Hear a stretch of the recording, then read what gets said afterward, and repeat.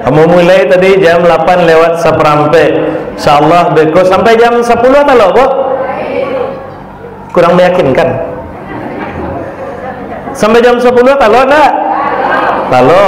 Sampai jam 11 talo. Sampai jam 2 balik lalo. Oh lalo. Jadi itu dong. Baik, salawat dan salam kita doakan juga kepada Allah, semoga tetap tercurah kepada baginda Rasulullah Muhammad sallallahu alaihi wasallam. Allahumma salli ala Muhammad wa ala ali Muhammad. Bapak Ibu, untuk malam ini untuk anak-anak Ustadz yang mencatat judulnya Wahan versus Saum. Wahan W-A-H-N versus Saum, puasa.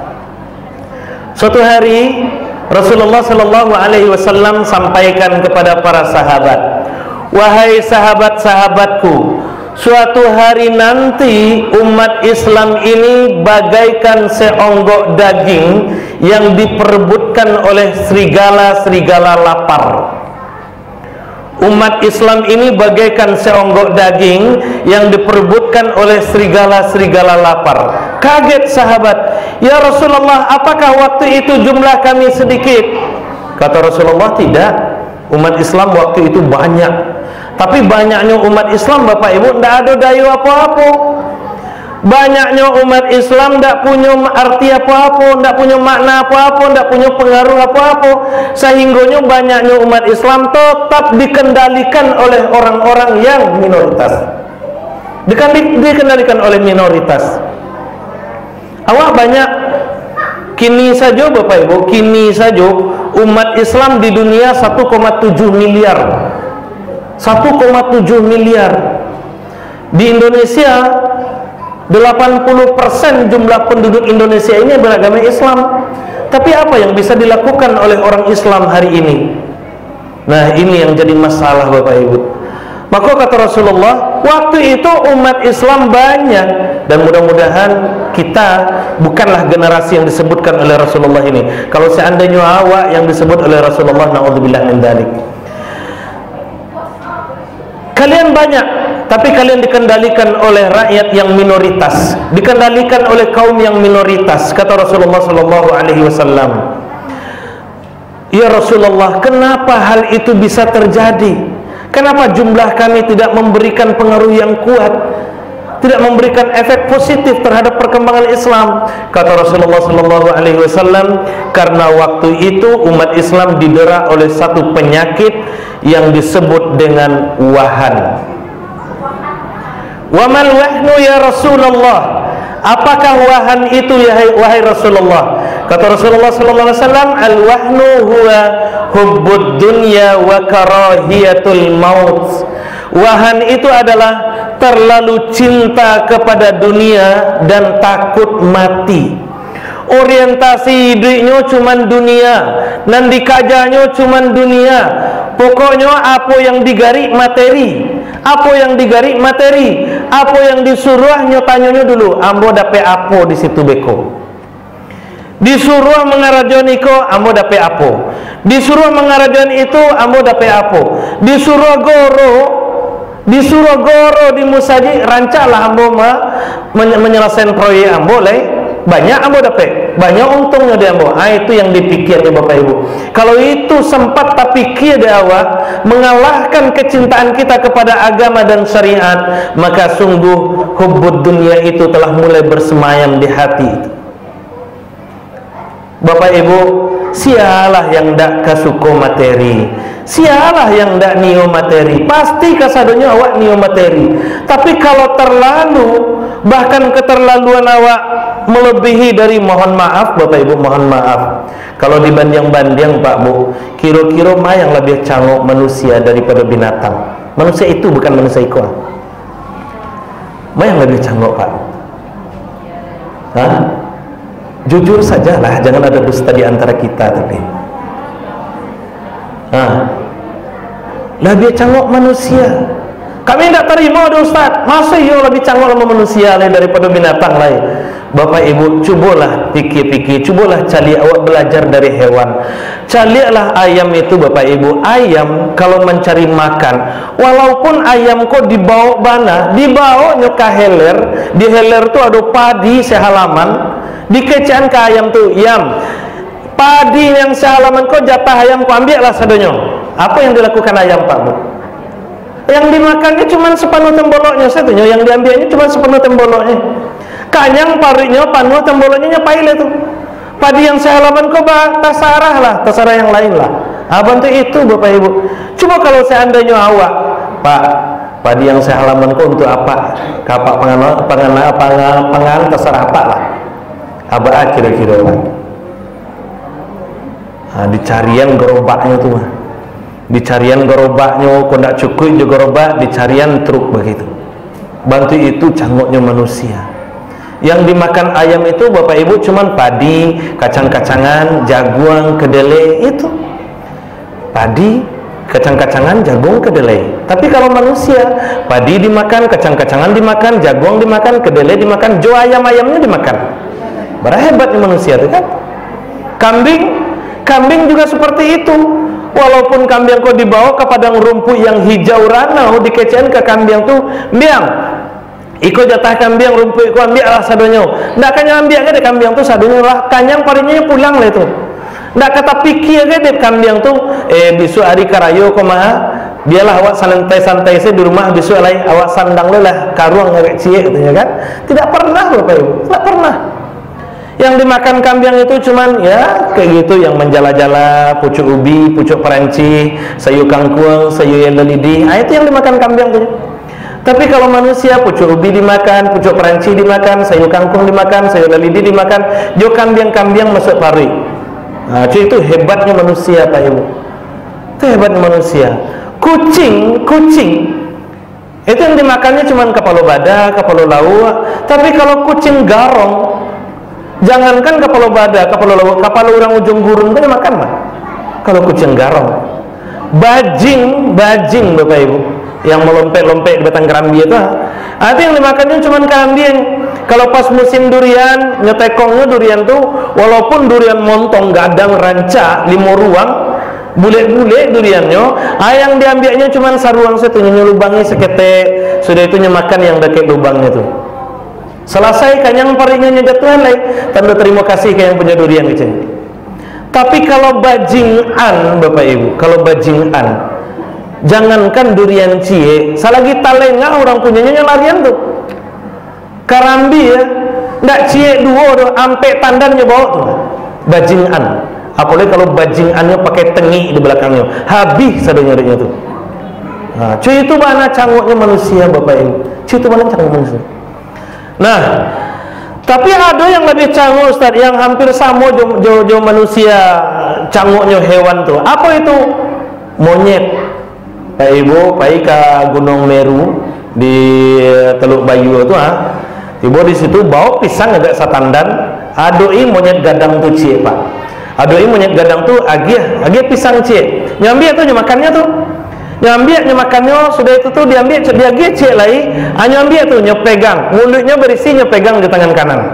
Dia cie lagi, nyambi juga lagi nyepegang di tangan kiri. Dia cie lagi, nyambi juga lagi nyepegang di kakinya. Dia celai ngambil nyepegang aja kaki kiri, mulut berisi, tangan kanan kiri memaci, tangan kaki kiri memegang, kaki kanan memegang. Dia kawannya di sabalah nyerabunya tuh monyet Pak, monyet. Itu sifatnya. Tapi hebatnya ciptaan Allah seperti itu pula ternyata Bapak Ibu. Kalau awak caliak-caliak alam tekambang jadi guru. Hewan kalaulah makan pakai mulut langsung, itu hewannya qanaah itu, tidak cangok-cangok benar tuh. Tapi kalau hewannya makan pakai tangan, bentuk monyet tadi itu hewannya cangok tuh. Monyet, karo, baru, perhatikan tuh. Kalau makan pakai tangan, itu cangok tuh hewannya tuh. Kalau hewan itu makan langsung pakai mulut, itu tidak cangok kayak hewannya tuh. Kalau manusia makannya pakai tangan atau pakai mulut langsung Pak? Kau yang gawatnya kan. Kalau bentuk itu bisa kami langsung pakai mulut saya makan restoran. Bapak Ibu, kita punya akal. Kita punya akal sebagai pengendali. Kita punya hati sebagai pengontrol. Kita punya kita punya anggota tubuh yang sempurna diberikan oleh Allah Subhanahu wa taala. Itulah yang akan mengendalikan kita. Maka Bapak Ibu, Allah hadirkan untuk kita manusia saum ini. Apa saum itu? Shad waw mim, saumun, puasa. Shad sumtun, sumtun, diam, diam, diam. Apa sih tidak digarinya doh? Tidak ada macam-macam, tidak neko-neko. Kalau diagih alhamdulillah, kalau tidak diagih ya terserah. Sumtun. Waw waraun, menerima apa adanya yang diberikan Allah Subhanahu wa taala. Tidak pernah protes. Bapak Ibu, kadang-kadang disikolah kelemahan awak sebagai manusia. Ketika rezeki awak tasandek-sandek, awak rajin kamu saji, awak rajin baca Al-Quran, awak rajin berinfak, bersedekah, awak rajin puasa sunat dan segala macamnya, tapi rezeki awak tak sandek-sandek. Awak caliat tetangga awak tak pernah nampak berinfak, tak pernah nampak kamu saji, tak pernah terdengar baca Al-Quran, tapi rezekinya lancar-lancar sih. Awak protes ke Allah, awak protes ke Allah. Ya Allah, yo ndak adil rasanya doh. Masuk yo ambo yang rajin kamu saji, ambo yang rajin infak sedekah, rezeki ambo tersandek-sandek, itu tetanggamu yang ndak pernah kamu saji, rezekinya lancar-lancar sih. Ndak adil Allah kok. Bapak Ibu, Bapak Ibu, ketika kita merasa bahwa Allah itu tidak adil, protes kita kepada Allah, Allah akan tunjukkan ketidakadilan itu kepada kita. Tapi sebaliknya, ketika kita menerima apapun yang sudah ditetapkan oleh Allah Subhanahu wa taala, tentu dengan tetap berusaha sesuai dengan kemampuan maksimal kita, maka Allah akan berikan anugerahnya itu kepada kita. Kalau seandainya awak protes, boleh protes makhluk kau Bapak Ibu, ndak awak yang ke protes do, cicak yang ke protes duluan. Bakal cicak protes duluan Ustaz. Calilah cicak tu Bapak Ibu. Ndak ada cicak marhamah. Alhamdulillah tidak ada cicak di marhamat. Bapak Ibu, carilah cicak itu, makanannya basayuk sadonyo. Makanannya basayuk sadonyo. Sementara cicak tidak ada dia sayuk tu. Kalau boleh protes, pasti cicaklah protes duluan. Ya Allah, lain tidak salah desain kau cini. Masa yo makanan kamu basayuk sadonyo, sementara kamu tidak ada dia sayuk. Ba caranya kamu mencari makan, kata cicak. Tapi cicak tidak pernah protes seperti itu. Justru ketika cicak tidak pernah protes, rezekinya ditanggung oleh Allah. Rezekinya ditanggung oleh Allah. Cari makanan cicak itu Bapak Ibu, nyamuk, laron, anai-anai, kan basayuk sabunnya tuh. Tiok kamandake tabang, tiok kamandake tabang. Tapi hebatnya rizki Allah, pengaturan Allah di situ Bapak Ibu. Cicak itu tidak perlu memburu-buru rezeki tuh. Dia tetap berusaha. Apa usahanya? Merayap. Usahanya merayap. Makanya orang tua awak mengajarkan nyanyi itu, cicak-cicak di dinding, diam-diam merayap, datang seekor nyamuk. Lanjutlah tuh deh. Iya, cicak itu di dinding. Tengoklah cicak itu Bapak Ibu, dia cuman diam-diam merayap, merayap, merayap. Yang datang apa? Bukan inyo yang mengajak nyamuk. Kalau inyo yang mengajak nyamuk, ndak akan dapat nyamuk tu doh. Tiap kamu dapat nyamuknya tabang. Tapi yang datang itu nyamuk. Datang seekor nyamuk, baru dia makan. Yang datang nyamuk. Siapa yang menggerakkan nyamuk datang kepada cicak? Allah sang pengatur rizkinya. Maka kata Allah, wa ma min dabbatin illa 'ala Allahi rizquha. Tidak ada satu hewan melata pun di permukaan bumi ini kecuali Allah Subhanahu wa taala sudah jamin rizkinya. Allah jamin rizkinya. Maka apalah yang awak proteskan ke Allah lai Bapak Ibu? Apa yang awak proteskan ke Allah lai? Kadang-kadang awak tunggang-tunggi pagi-pagi, pulang sore, bahkan sampai malam, lupa ibadah, lupa keluarga, mencari rezeki. Yang rezeki kau tidak pernah puas awak tu, tidak pernah cukup dah awak tu. Karena apa? Karena memang hati awak itu tidak pernah puas. Maka Bapak Ibu, ketika seseorang itu digerogoti oleh rasa cinta kepada dunia yang orientasi hidupnya hanya materi, maka agama nanti akan terabaikan. Agama jadi terabaikan. Wow, waraun, sumtun, diam, menjaga dirinya. Wow, waraun, menerima apa adanya yang sudah ditetapkan oleh Allah Subhanahu wa taala. mim, saum mim, malakun. Malakun itu menguasai dirinya dari hal-hal yang akan menimbulkan murka Allah Subhanahu wa taala. Orang-orang yang benar-benar saum, yang benar-benar puasa, maka hatinya akan terjaga. Hatinya akan terjaga, mulutnya akan terjaga, telinganya akan terjaga, matanya akan terjaga, tangannya akan terjaga, fikirannya akan terjaga. Apalagi dari sumber-sumber dosa itu, Bapak Ibu, lubang sambilan yang jadi sumber dosa itu, lubang hidung duo, lubang mato duo, lubang talingo duo, itu kan sumber dosa tuh, Pak. Kalau tidak pandai-pandai wak mengendalikannya, jadi sumber dosanya tuh. Hidung duo, talingo duo, mato duo, 6. Mulut cek 7. Yang 2 lagi cuma namo pandai memakai senyut, namanya mudah tahu dah. 9 sadanya Bapak Ibu. Dan hebatnya, semakin gadang lubangnya, semakin gadang pula peluang dosa yang akan ditimbulkannya. Contoh, lubang mato jo lubang talingo mayang gadang. Kadang lubang mato, maka dosa yang akan ditimbulkan oleh mata nanti akan lebih besar dibandingkan dengan dosa yang akan didatangkan oleh telinga. Lubang mato jo mului mayang gadang, gadang mului, maka dosa mului akan lebih gadang daripada dosa mato. Perhatikanlah itu Bapak Ibu.